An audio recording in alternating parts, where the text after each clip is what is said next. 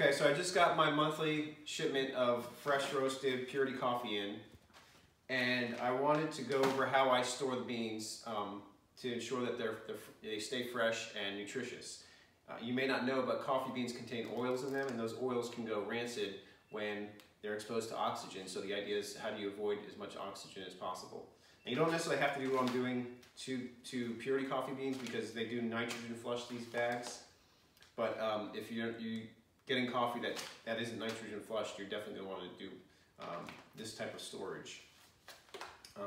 So what I do is I get 5 bags a month, and I open one bag, put it in an AirScape container. So the AirScape container basically has a special valve in it that pushes all the oxygen out, and that keeps those beans fresh.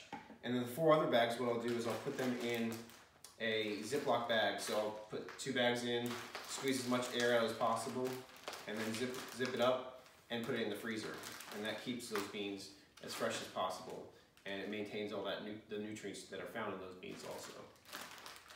And then when I'm ready to open another bag, I'll just take it out of the freezer, let it get to room temperature, take the bag out, grind it up, and put the other bag back in here in the Ziploc bag and put it back in the freezer.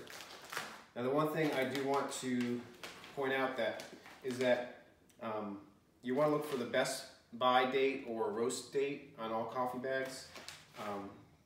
This purity has a best buy date, and it's basically 10 months prior to the date that's on here, so you know it's freshly roasted. This one is 11/24/19, so this was roasted on January 24th of this year.